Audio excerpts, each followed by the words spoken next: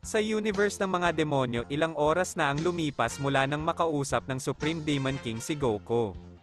Kailangang maging mas malakas si Goku kaya sinabi niya sa iba pang Supreme Demons na kahit papaano kailangan niyang magsanay. Sa universe na ito ang panahon ay ganap na naiiba. Kaya't si Goku ay hindi gumamit ng anumang uri ng iba't ibang lugar upang magsanay, si Goku sa anumang paraan ay kailangang mabawi ang kanyang mga kapangyarihan. Ngunit kahit nasubukan niyang makuha ang mga ito sa iba't ibang paraan, hindi niya magawa, at sa sandaling iyon ay naisip ni Goku. Nakikita ko, hinding-hindi ko makukuha ang kapangyarihan na mayroon ako noon, kinuha ito sa akin ng mga lapastangang mga demonyong iyon, pero salamat dito, dahil magiging mas malakas pa ako kaysa dati. Nakikita ko na ang lugar na ito ay ganap na naiiba at ang aking pagsasanay ay magiging mas epektibo dito, matututuhan ko ang mga pamamaraan ng mga demonyo habang ako ay nagpapanggap na isa sa kanila, hihilingin nila na hindi na lang sana sila nagtiwala sa akin. Kung inaakala nila na ang pagnanakaw sa aking kapangyarihan ay magsisilbi upang matiyak ang kanilang kaligtasan, well, nagkakamali sila, gagawin ko ang lahat upang magtiwala sila sa akin, ni hindi man lang sasagi sa isip nila na nililin lang ko sila. Sa sandaling iyon, umalis si Goku sa kinaroroonan niya dahil kailangan niyang matutong mamuhay. Kasama ang lahat ng mga demonyo ng universe na iyon at maging bahagi nila. Sasabihin ng Supreme Demon sa mga ordinaryong demonyo na isa sa kanila si Goku kaya wala silang magiging problema sa sayan na ito. Pumunta si Goku sa isa sa mga universe ng mga demonyo. Bago natin ipagpatuloy, maaaring kang mag-subscribe sa channel na ito upang maging updated ka sa mga susunod na bidyong ating ipalalabas. At doon ay makakatagpo siya ng isang lalaki na agad na nakakaalam na ang sayan na ito ay hindi nagmula sa kanyang universe ni sa iba pa, napansin ng demonyong ito kay Goku ang lahat ng gusto niyang itago. Kaya ito ay lalapit kay Goku at sasabihin sa kanya na alam niya ang lahat na hindi siya bahagi ng mga ito. Nagulat si Goku dahil walang ibang demonyo ang nakakaalam noon, sa ilang kadahilanan ay parang alam ng demonyong ito ang lahat. Sinabi ni Goku sa kanya na nagtataka, paano mo nalaman yun, sinong nagsabi sa'yo? Hoy, makinig ka, kapag nagsalita ka mamamatay ka, wala ako sa mood para makipaglaro, sabihin mo gusto mo na bang mamatay? Sinabi ito ni Goku na may napakaseryosong ekspresyon at hinawakan ang kamay ng lalaki. Ngunit hindi siya dumating na may mga intensyon na iniisip ni Goku at sinabi nito. Teka, huminahon ka, hindi ako naparito para makipaglaban, gusto lang kitang tulungan, alam ko talaga ang lahat, napunta ka dito sa multiverse na ito dahil dinala ka ng mga Supreme Demons. At nagpapanggap kang bahagi nila, dahil wala ka talagang ibang option, naisipan mong magpalakas para mag-alsa laban sa kanila, pero hindi ito magiging kasing dali ng iniisip mo. Teka, alam mo talaga ang lahat pero paanong posible, paano mo ito nalaman? Ito ay isang natatanging pamamaraan na nagagawa kong malaman ang nakaraan ng sinumang tao na hindi ko kailanman pinapansin, ngunit nakita kong iba ka. Gusto lang kitang tulungan, ako lang ang taong makakatulong sa iyo na talunin ang mga Supreme Demons na iyon at lalo na ang Demon King. Marami akong ituturo sa iyo, sa totoo lang sa isang punto ng buhay ko, ako ang kanyang master, ngunit siya ay naging mas malakas at pagkatapos ngayon ay tinatrato niya ako na parang isang basura. At iniwan lang akong gumagala bilang simpleng demonyo sa mga universe na ito, habang siya ang namumuno sa buong multiverse, kaya nga gusto kitang tulungan na patayin siya, tapos pwede kang pumalit sa kanya, walang makakaalam na hindi ka demonyo. Si Goku sa demonyong ito ay magkakaroon ng pagsasanay kung saan matututo si Goku ng maraming bagong pamamaraan at ang kanyang kapangyarihan ay tumaas ng hindi masusukat. Ngunit hindi pa rin niya nabawi ang kapangyarihang taglay niya noon, ngunit unti-unti niyang nabawi ang higit na kapangyarihan. Iniisip ni Goku na makukuha ng demonyo ang kapangyarihan ko, ngunit hindi niya ito mapakinabangan ng husto dahil hindi siya sayan. Ang aking lakas at kapangyarihan ay magagamit ko lamang, ngunit sa isang punto ay malalaman ng hangal na ito ay ganap na walang silbi sa kanya. Nagpapatuloy si Goku sa pagsasanay kasama ang demonyo na ngayon ay magiging kanyang master. Matututo si Goku ng mga ipinagbabawal na diskarte na tanging ang Demon King lang ang nakakaalam. Nabawi ni Goku sa maikling panahon ang lahat ng kanyang kapangyarihan. At sa sandaling iyon, si Goku ay tinawag ng Demon King dahil ipapadala niya siya para tapusin ang kanyang trabaho at patayin sina Dai Shenkan at Zenozoma.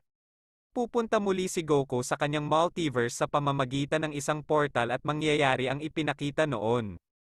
Paanong hindi ka namatay? Alam kong hindi ka pinatay ng mga demonyong iyon at nasaan sila, hindi ba sila sumama sa iyo? Hindi naman kailangan sumama sila, sinimulan ko at ngayon tatapusin ko, sana yung mga panahong wala ako kahit konti na aninag mo. At ikaw Zenozama na tumakas laban sa mga demonyo, iniwan niyo akong mag-isa laban sa mga demonyong iyon. Ano ang isang duwag, kaya naman pareho kayong mamamatay at mag-e-enjoy ako ng sobra. Pero nasaan ka hangal na Saiyan, hindi kita naramdaman kahit saan, hindi ko maipaliwanag. Sa sandaling iyon ay lubos na nalilito si Dai Shenkan dahil hindi niya maintindihan kung bakit hindi niya maramdaman ang kapangyarihan ni Goku sa lahat ng sulok ng multiverse. Ang tanging nakakaintindi ng lahat ay si Zenozama dahil siya lang ang nakakaalam ng lahat.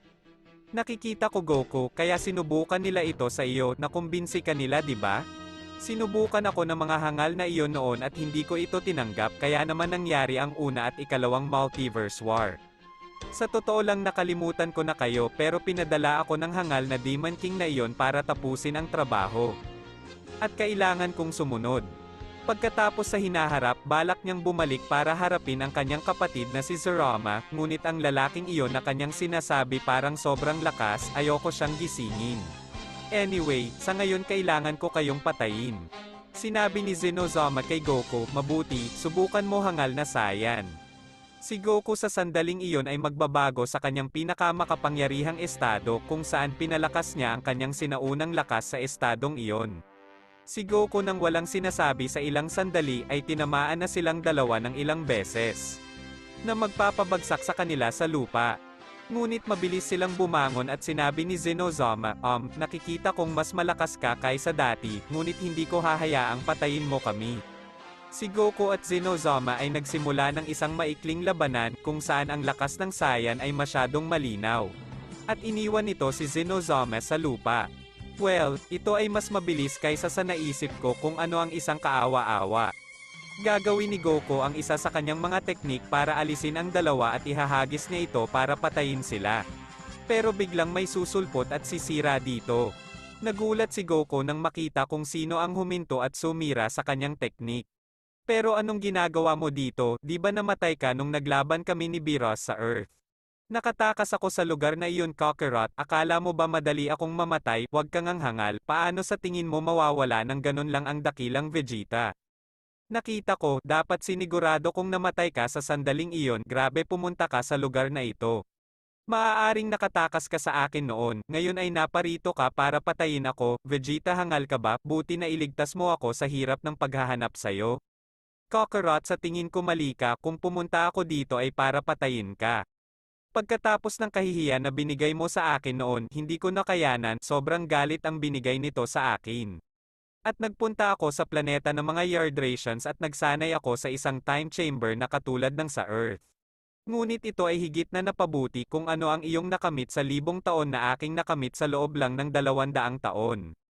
Kung bakit hindi ako namatay ay dahil naging immortal din ako tulad mo at oras na para mamatay ka na Kakarot. At bakit iniisip mong mapapatay mo ako Vegeta, gusto mo ba talagang mamatay, sinabi ko na sayo dati. Ikaw na ngayon ang pangunahing target ko, ang swerte nitong dalawang ito, dumating ka para lang iligtas sila, nakakaawa.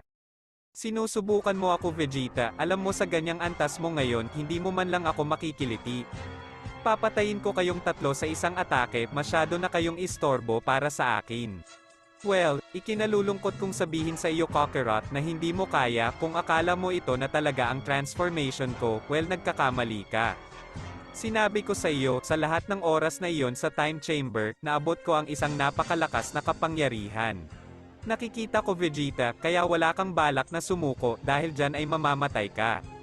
Hindi lang yan, hindi ko pa naipapakita sa iyo ang tunay kong kapangyarihan, hayaan mong ipakita ko sa iyo. Sa sandaling iyon, ang buong lugar ay magsisimulang yumenig. Ang mga malalapit na bituin ay sumabog at ang dakilang kapangyarihang ito ay naramdaman sa lahat ng universe. Kahit ang mga anghel ay mararamdaman ito, kahit si Mars Rita ay natakot nang maramdaman ang napakalakas na kapangyarihang ito. Naabot na ni Vegeta ang kanyang huling anyo na mayroon si Goku sa sandaling iyon. Sa pagkakataong iyon, tuluyang nagbago ang ekspresyon ni Goku, natulala siya nang makitang naabot na rin ni Vegeta ang